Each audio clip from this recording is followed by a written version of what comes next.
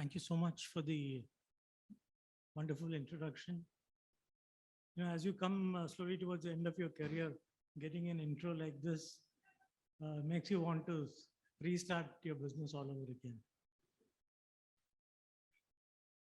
Well, the topic that I have in front of me and the speaker that I have,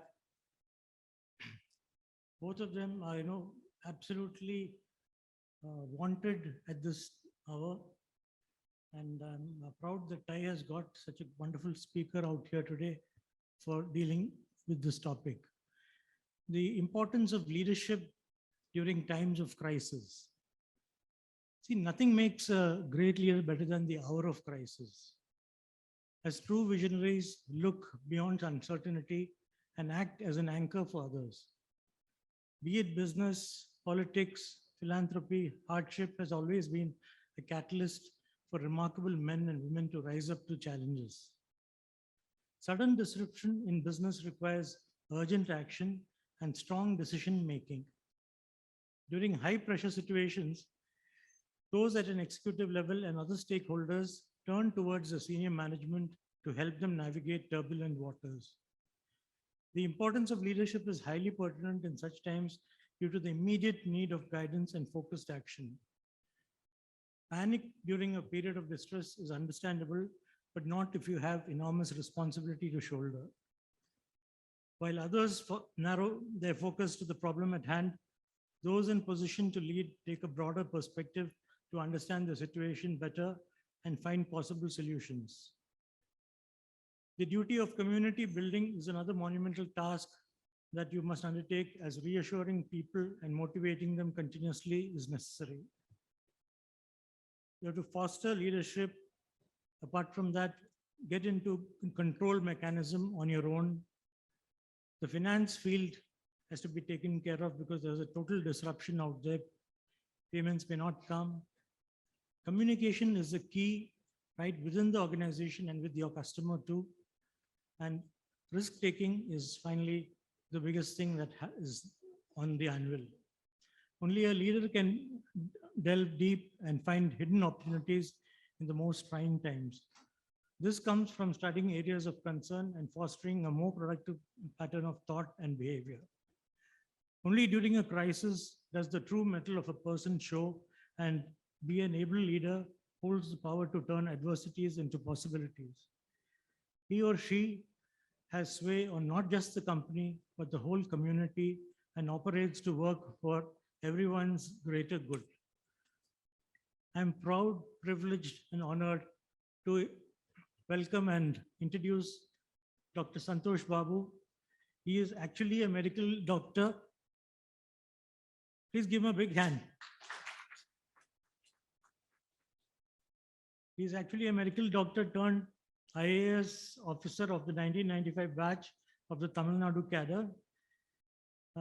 He's also ventured into a little bit of politics, and the way he performs and all that, I'm reminded of the movie Nayak. And I was wondering whether he would also enter into the film dump, because he has a touch of the film world with him. He is an alumnus of the Government Medical College Trivandrum. He is also a Chevening Gurukul scholar from the London School of Economics and Political Science, and an LKY fellow and MPM degree holder from the National University of Singapore and the Harvard Kennedy School of Government.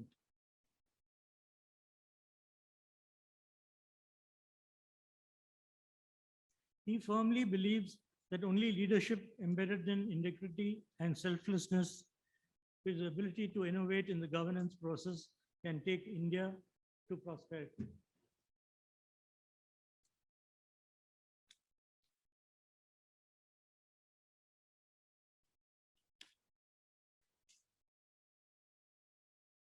I'm sorry, my mouth goes dry when seeing such honorable positions. His abiding passion has been to transform governance within his jurisdiction to world-class levels, using modern management practices and tools that IT provides. He has about 250 plus transformational initiatives and innovations to his credit, including installing ERP-driven anytime, everywhere government offices. Developing and implementing numerous web-based application softwares, establishing India's first rural BPO units, etc. He has conceived and edited numerous magazines and websites. He is currently the MD of KSITL, that is the Kerala State Information Technology Infrastructure Limited. He started off as a bureaucrat and now taken a U-turn back to bureaucracy. A few recognitions have come his way, like the Best Collector Award of the Government of Tamil Nadu for Child Labor Eradication, DataQuest Magazine E-Governance Champion Award, South India 2008. Being recognized as the Pride of Tamil Nadu by the Indian Express in its annual publication 2007, the Pride of Tamil Nadu as one of the 5 persons who has made a difference in various aspects of public life. Being recognized by the reputed Tamil magazine Ananda Vigadan as one of the top 10 people in Tamil Nadu in 2008 again. In 2017, Pumpuhar, the handicrafts section of Tamil Nadu, he won the National E-Governance Award and the Scott Smart Governance Platinum Award under his leadership. Rotary Club Madras Metro presented him with the Changemaker Award on 24/3/17. He was recently awarded the Disruptor Award by YourStory.com. JPR Icon Award by the JPR Foundation. He has spoken at various fora, including TEDx in IIT Chennai, TEDx Hindustan University Chennai, and TEDx at SVCE Chennai. His best moment so far has been when the former President of India, Dr. APJ Abdul Kalam, quoted his work under the heading Committed Leadership in a speech on the occasion of the 7th National Civil Services Day, 21st April 2012 at New Delhi. In August 2019, while serving as the Principal Secretary, Information Technology Department, Dr. Hiren Joshi, advisor to Honorable Prime Minister of India, had telephonically contacted Dr. Santosh Babu and invited him to join as the CEO of mygovernment.com in the Government of India. He has served in the Information Technology Department on 2 occasions as Secretary to Government IT Department and again as Principal Secretary to Government IT Department in 2018-20. He took voluntary retirement from the government service with 8 years to go for retirement. He took the foray into politics and joined Makkal Nidhi Mayam, founded by Sri Kamalasan, and was made the General Secretary headquarters, also in charge of IT, data, policy, manifesto, special projects, etc. He contested as an MLA candidate representing MNM at Vedachari Assembly constituency, and he could, unfortunately, due to COVID, he could not campaign, but yet managed more than 23,000 votes and came 3rd. He then quit MNM on 13/5/21, and now he is consulting for a few companies. He is also founder and CEO of the Capstone IAS Academy. He also teaches public administration at another IAS Academy. He maintains a personal website, and you can contact him at www.santoshbabu.org. Wow, isn't that a great biodata? So now we look forward to a wonderful speech and a keynote address from Dr. Santosh Babu.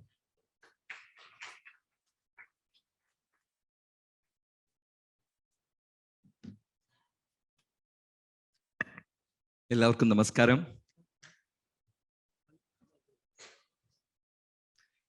Thank you, sir. Thank you for that wonderful introduction. I specifically wanted Vivek Ashwani, sir, to speak all those words about me because I'm a very unknown quantity as far as Kerala is concerned. So to whoever is sitting there, it will be very informative because, you know, what is this kind of animal who's standing here, we should know, right? Anyways, it's been a privilege, sir, for that introduction and privilege to be tied up with TIE in many ways. I have had a very long association with TIE. TIE Chennai, Akhila, madam, is one of my very close friends. Then TIE California, Mr. Vijay Menon. Then, of course, I'm meeting up with a lot of you here with Divya, Vivek Ashwani, sir, and a whole lot of youngsters sitting here for the last 2 days. listening to a lot of people. We just saw Ms. Chitlapalli and Sarah Chandy and Sridhar speaking, along with Vijaya Raghavan sir. I think sir has left. You are here, sir. So another icon of Kerala. Wonderful meeting all of you. I'm sure, the problem with bureaucrats is, you get a mic, we love our own voices. So, sir, you can tell me when to stop. I'll get back to my seat. So the topic today of TIE is leadership in times of crisis. We have all had, excellent leadership when situations are normal and things go normal, everybody is happy. But in a crisis, your leadership is actually tested. And I've seen, the best leadership style I have seen, at least in my life, or, all of you have seen on movies, is that of the captain of the Titanic ship.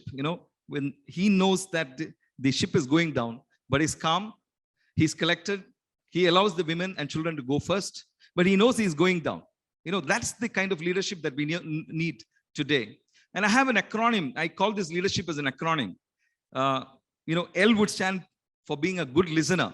How many of you are good listeners? I'm not talking about a crisis situation. I'm talking about a very normal situation when leadership matters.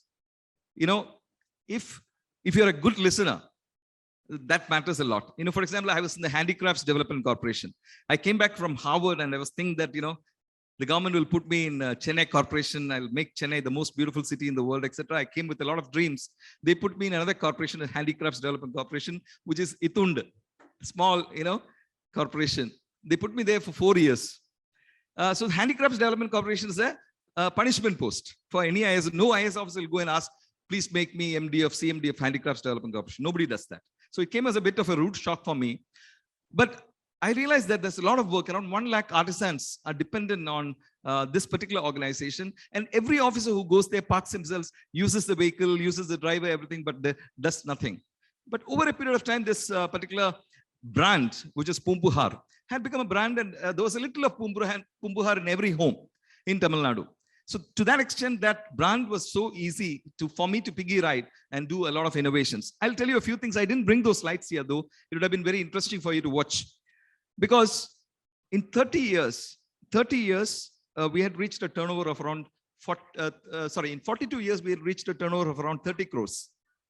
But with the use of technology, in the 44th year, we could take it to around 70 crores in turnover. That's a huge jump, isn't it? So if you see all the South Indian airports in Tamil Nadu, all the interiors are done by us. If you see Chennai, Tirupati, Coimbatore, Trichy, Madurai, all those places, the interiors are done by us. When I came into the organization, when I go to an office, I listen to everybody. Because, even the peon is better in domain knowledge than the IS officer who's just come in. So it's best to listen to everybody. So I have a think tank with every organization that I go. So I was in around 17 organizations when I was in the government of Tamil Nadu. And I used to follow this method. You could try also. Just keep listening. But if somebody doesn't speak, make him speak. So from the peon onwards, you make people listen. And, my driver garnered up some courage and he gave a few ideas and said, this particular building was built so many years back by an IS officer, but after that, nothing has happened. Now people are sitting at the bottom. There's no go down. He gave a series of ideas. I listened to him and later converted that into a 2 crore project. And I asked money from government. Government didn't give us the money. So I went to NABARD. NABARD gave me a loan of around 3 crores. But without even using one single rupee, I converted this ordinary looking government office into a fantastic Infosys-like place. Thanks to not because of my leadership, it's because of the fact that I was a good listener. So I would suggest all of you to be good listeners when even somebody as low as, the lowest in your organization comes and tells you something. So L would stand for being a good listener. E would stand for being ethical. Now, the question is, what passes through your mind is, am I ethical? Yes. That is a very, very important asset for any leader. You can't lead if you're not ethical. So A would stand for agenda. Do you have an agenda? Of course, you have an agenda. But is that agenda for the self? Or is that the agenda for the organization? Startups start with the agenda that they want to make a lot of money.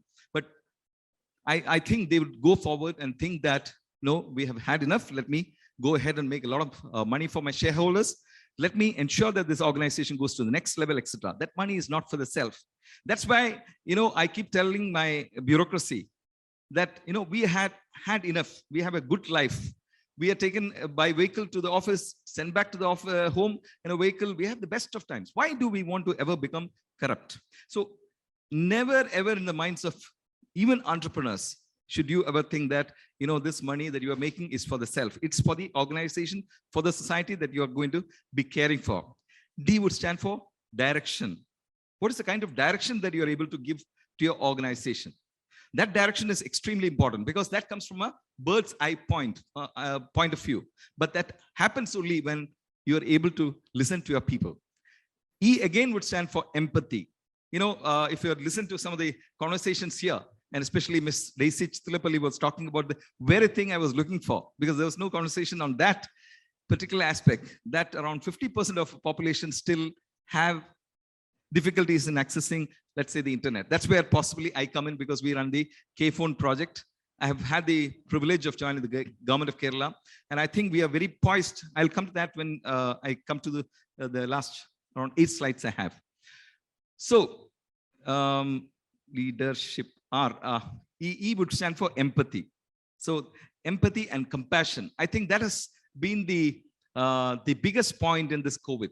What this virus has taught us is compassion, isn't it? Would you agree with me? Because we've seen a lot of deaths, lots of people suffering. I myself suffered from COVID. I saw a lot of patients in the neighboring rooms, etc., go back to their lots.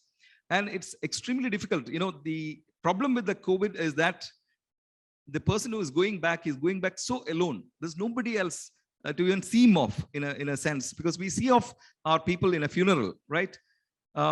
We've been used to that. But this particular COVID has made us even away from that. So empathy, compassion, etc. R would stand for responsibility, taking responsibility. So that's what somebody was telling. In a crisis, how good you are. Because, people come into a crisis, and somebody who runs away in the first sight of crisis, that's not leadership. You have to be there from the beginning to the last and think about the Titanic captain. S would stand for sphere of influence. How much you've seen that Sridhar, and you know about Sridhar Vembu, was a Sohuch president from a very small background. How a bigger thought has captured his mind, consumed his processes, and he was able to communicate that compelling aspiration to millions of his followers. And how big an organization is created. Just, you have to meet up with Sridhar Vembu. If you ever have time, just like Madhur Budham of Freshworks, he's an inspiring personality. I think if you are entrepreneurs, if you are getting inspired, I was so terribly inspired when I met him. And subsequently, he also kind of helped me a lot. I found in him a leader who's a very caring, empathetic, compassionate leader. I have not seen many people like that in the IT fraternity, though.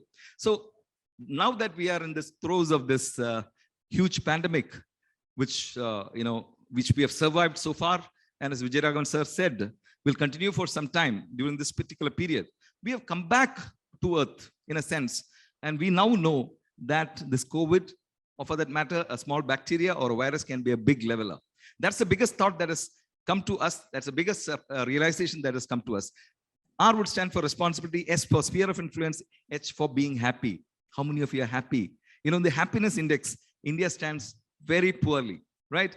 So I go to government offices and I see, in front of the government IS officer, there'll be 101 files. You can't discover him. And then his face is all, chulinging in bhayangara tension. Everybody is happy, unhappy, tense. The point is, there's no need to be.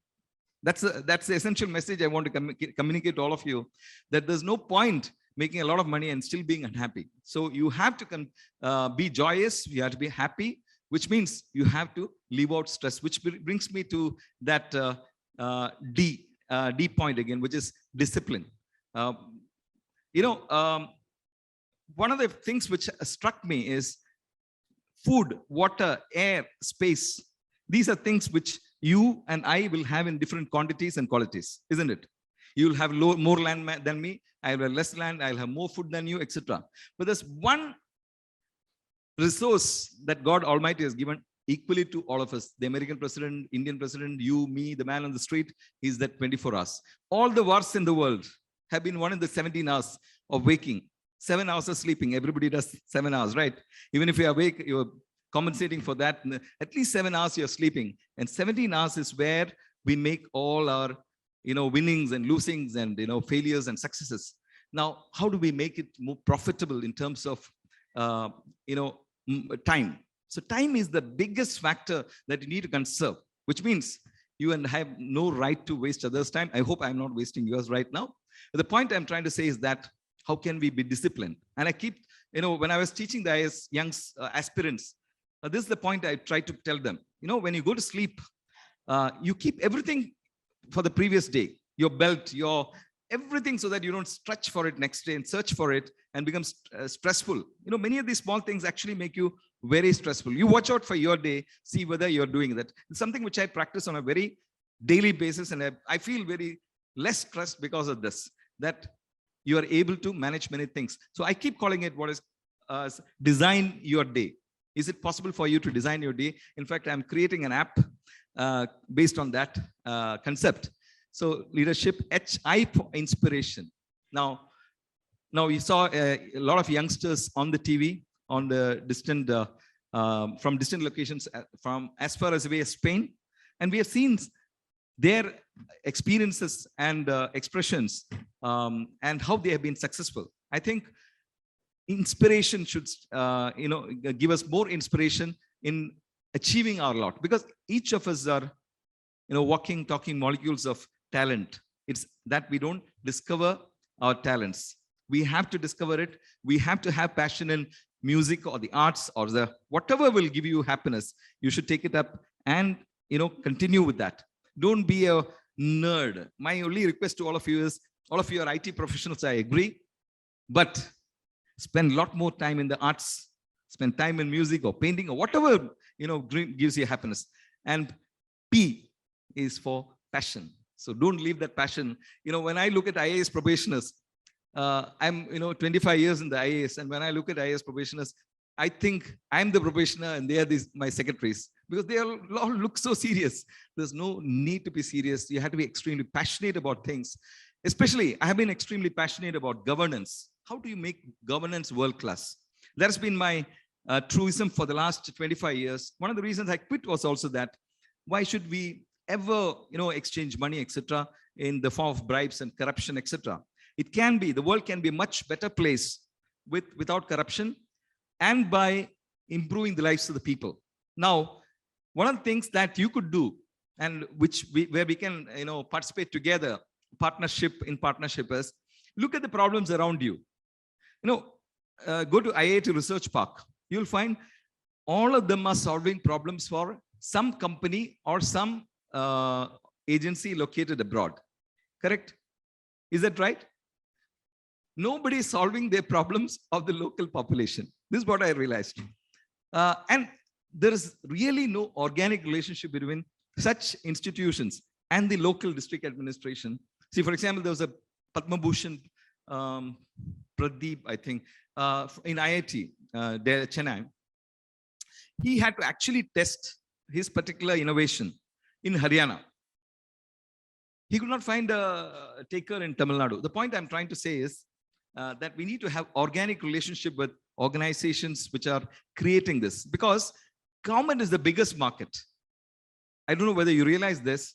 All of you are rushing towards a private sector, a company or a private sector agency for a market access for startups. But let me tell you, the biggest market is government. That's the reason why the government of Kerala also have come out with access to startups, their products or patents or processes, whichever is there. And since we are all there now, you could walk into our offices, and if you have a product or patent and you want to test it out with us, we would be more than willing to listen to you. This has been one of my passions, because I feel that you are solving the problem of the world, but you're not solving the problem of Kerala or Tamil Nadu or Orissa or other places. So the best place to start solving problems with technology and with emerging technology. So let me tell a few things about emerging technologies, blockchain or AR or VR. I used all these technologies in handicrafts. Let me tell you, we created the first, possibly the world's first augmented reality showroom with using technology. So if I can use in something like handicrafts, where nobody even thinks it's a godforsaken place, you can use it in many more places. Right from the time you get from your home to the time you reach your offices and the time you come back, you encounter large number of problems which can be solved using technology. And let me tell you that this is the government here waiting for such innovative thought processes. And we'll be most happy to tie up with youngsters like you. You can just walk into our office. My mobile number is 9940474863. Anybody can just message me. There are N number of officers in the government of Kerala right now. Mr. John, who is part of the, Mr. John Thomas, who is part of the what's called Kerala Startup Mission is there. He's also part of the Techno Parks. Then Mr. Snehil, a very young, dynamic IAS officer sitting as the MD of Kerala State IT Mission. Then a whole series of youngsters are there. And my IT secretary, Mr. Vishwanathan, is one of the finest I've seen. So this system is waiting for thought processes from you so that we can implement it in government. Let me give you a few snippets of what we are doing in KSITL though. I'm just 30, maybe 40 days in the office. So it's not fair for me to subsume everything in government of Kerala. I'm trying to understand what is happening in the state. My personal feeling, sir, Vivek sir, is that possibly this is the best state in the whole world because of two reasons. And I keep saying this, nobody believes it. That's a problem. You know, everybody thinks that Malayalis are, angry, they fight with each other, very argumentative, etc. One of the reasons for that, I don't know whether you noticed, is that we are a very empowered society. I remember in 1995, I was an IAS probationer, and we have this 55-day Bharat Darshan. That is, we travel all over India, a group of around 20, 25 IAS, IPS, IFS officers together. No, this is only IAS. Yeah, Bharat Darshan is only for IAS. They separately go. We travel to different parts of the country. And, we came to Kerala. It was in Ernakulam right here. And it was at the dead of night around 2 a.m. And this porter was there. And people said, no, we can't carry it. And he said, the porter can take it. And the porter, our people are asking, what is the amount that we should give? And the porter coolly said, 2,000 rupees. And most of my batchmates almost fainted.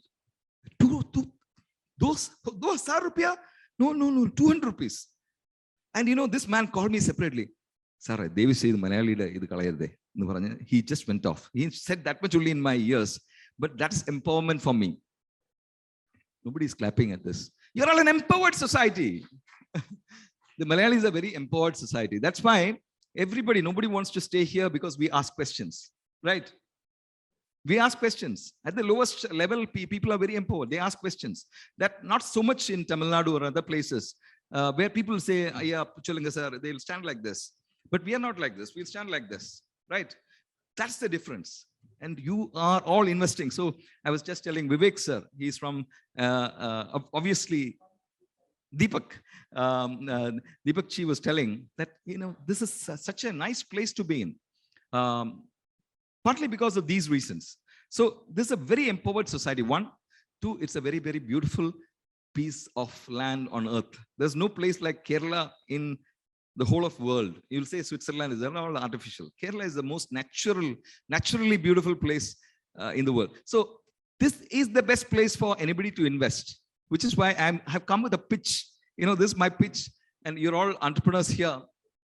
I would like to use this opportunity with TiE to see whether some of you can invest in our place, whether you can come and partner with us, etc. A few projects which we are taking up here.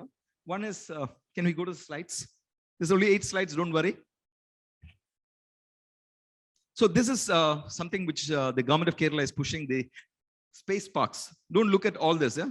It's all a lot of, no need to read all of this. Just try understand that Trivandrum has Tumba nearby. We have VSSC, ISRO, etc. We are not taking advantage of it. So last couple of years back, the government of Kerala decided that we'll go in for participation in manufacturing items for space exploration, etc. This is what is coming up, and slowly in this 20 acres, we are taking up this case space. A couple of buildings are coming up in a few months' time. Slowly we'll start building. The good thing is that opposite this land in Pallipuram is 97 acres taken by TCS, and TCS started off with a training center, but seeing this space, Kerala space, they also convert that into a delivery center for avionics. So this area is likely to become a space hub. I just want you to flag those in your minds, so that if you see somebody who's interested in this high technology area. But these are places where MSMEs can come and sit. So Government of India MSME department is taking around 10 acres from us, and they're putting up very high technology industry there. So Antriksh, we are signing with Antriksh also. So we can go to the next slide. I mean, there's a lot of material in this. This is not how slides should be. I put it up together because they demanded that slides should be there. So this is what they will do. Don't read all of that. Even I have not understood much of it. So virtual lab facilities, launch support facilities, manufacturing facilities, electronics and maker lab, support services, etc. are what our K-Space is going to offer entrepreneurs. So if any of you is there who is into space, I was surprised. Somebody came to me, Archana. Archana said, Santosh, I'm getting married, and I'm getting married to this guy. I said, what does he do? No, he sends rockets. I said, what? 23-year-old guy is sending rockets. And that's a guy, forget his name, forget his company's name also. He's incubated out of IIT Research Park in Chennai. And those are the guys who will come and, use this kind of facility. So if any among you have been fascinated with space technology and you want to start something, come with us and we'll help you out. Next. So these are the different collaborative models: provide built up space, JVs, provide land, technical support. We have VSS with us. That's the biggest blessing. Next slide. So obviously, KFone has been there for some time. I have the biggest privilege. One of the reasons I came out was BharatNet. I could not do it, so I just came out. KFone is personally for me a self-actualization thing, because I believe that if ever there is a technology that can unite man, make people happy, it is that internet connectivity. And we realized that during the pandemic. Korchu neram internet poyal, the Netflix that we are watching, we get irritated, correct? The only reason we are all sane today is because of Netflix, right? Or some of these OTT platforms, thanks to internet. Now, this is the reason why Kerala government has decided to make internet a fundamental right. So nowhere else in the world have they declared internet as a fundamental right. Here they have done, and this is the best way of democratizing information through this network. Around 30,000 kilometers we have done around 15,000, and hopefully we'll complete this somewhere in June, and the monetization process will start. A lot of companies, the young man Valsan is here. Valsan was asking, so what is this KFone when there is a Jio and Airtel and your own local networks, etc. What is it going to do? So my answer to that is, this is going to completely transform your lives. Already we are getting around 10 Mbps on our mobile phones, but take it from me. If you go to government offices, they'll be completely working on this internet. 30,000 government offices is what we are connecting. And 20 lakh families is what we are targeting to give low level or free Wi-Fi connectivity. A lot of fiberizing of towers. So this will have around 48 cores. The pipe will have around 48 cores of fiber network, of which a lot of them will be dark fibers, and dark fibers we can give to people like the telcos, the telecom companies, etc. Of course, at a cost. So this is something which is going to change your lives. I hope we will be able to finish it. A lot of work is happening. One of the things which I realized is, it's very easy for me to tell on a table, you go and finish it off, because Bell, Bharat Electronics Limited, which is a Navaratna company, is our system integrator. A lot of others are there. It's very easy for me to say, no, finish it off, finish it off. When I went to Trichur, I found these guys are at the top, 30 meters up, climbing on a 110 kV line and putting that wire on the top.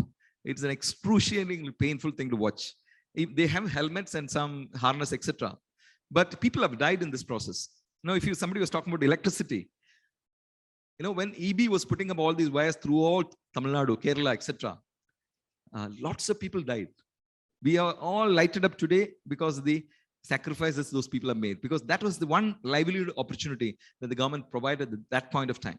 Lots of people, today we get to know, we give some compensation, etc. But the family who has lost that person has lost that person. I mean, we can only compensate and we can feel a little sad at some point of time.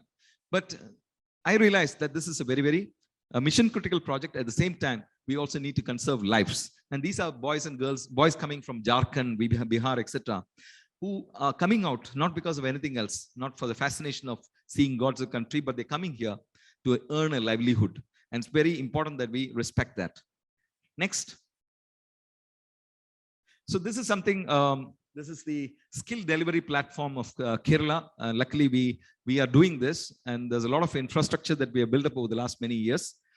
I look at it in a different way, and I'm trying to see whether we can collaborate. Yesterday, the Ernst & Young top team was with me and was trying to see whether we could look at it in a different way. Is it possible for us to become something like Coursera and provide very high level content? For example, Vikram Sarabhai Space Center can give us content. Some very interesting content, not something which will give you a certification. We don't want certificates. We want something like badges, and you build up badges over a period of time, and you'll be picked up because of the number of badges you have by high profile companies. So this is something which is very fascinating for me. And if you have any ideas, you could always message us or WhatsApp us or mail us on this. We are looking for ideas. Next. So, the lap of nature is what I have written. I have not seen, when I was in Tamil Nadu, I took the risk in 2008. I was the MD of Elcott, and I constructed around 9 IT parks in Tirunelveli, Trichy, Madurai, Coimbatore, Chennai, 9 places. And after I construct, I look for around trees and plants. Nothing is there. It's just a building. But here you look at those buildings. These are most beautifully located buildings on the banks of the Ashtamudi, or if you look at Koratti or any of these IT parks. I think if you show it to your bosses, they would want to come and invest here. A lot of land is available, a lot of IT space is available, a lot of companies are with us. But I'll just take you through that, and then this is a pitch I'm making, because you'll be our ambassadors. These are excellent locations where you can have peace of mind, do business very well. Next. Can you go next, ma'am? So this is Technopark in Kollam, is in Kundra, and it's on the Ashtamudi Lake. It's just, you can see that the waters are there, right there. 25 companies are there right now. Around 1 lakh square feet building is there. Every infrastructure is provided. And today, I just had a meeting with my boss over the internet. And there was a company wanting to invest in Koratti. It's got a slightly different idea. It's not about IT or ITS, it's about cancer research. And is it possible to get into this particular IT park? So we are looking at seeing whether it's possible to change rules to favor these kind of companies, because it's not every day that somebody like this will come and ask for, he's going to employ 300, 400 people, etc. So the government of Tamil Nadu IT department, headed by Mr. Vishwanath Sinha, is willing to look at any proposal where we need to make changes, and we can try to convince the government that this is in the good of Kerala. Next. Please sit, sir. Please sit.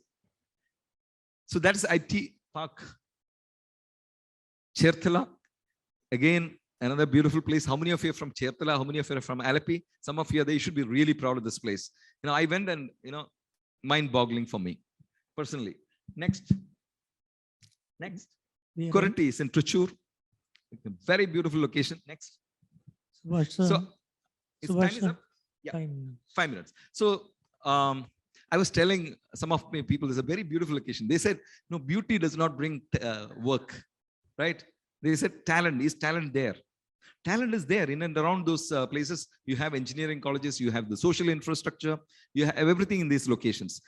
30% of our boys and girls are in Bangalore and Chennai and Hyderabad, 30% of Malayalis. Why would they ever go there? My question is, do come back. We have some of the best places here. Next. So that's the last slide for you. I stop here Would like to, if you want any interactions, I'm ready for it. But it's my privilege that, all of you are not sleeping or snoring away, that I kept you awake. Let's do well that, you should have a vision to make this country the best in the world. And as far as I'm concerned, now my country is Kerala now. Earlier, my country was Tamil Nadu. And that's where, you have the sphere of influence. Beyond that, it becomes difficult. But let's all work together in a spirit of cooperation. Think that the Malayali is capable of being there first on moon when, these guys went up there and our guys offered the cup of tea. Let's be that Malayali who is willing to take any risks and make us all proud. Wish you all the best. Thank you. Thank you, sir. That was a very informative session that we've had. A lot of things that we didn't know have been presented. There's just time enough for about 2 or 3 quick questions. Somebody can even ask for the mic and say it. Is that a mic which can be given to?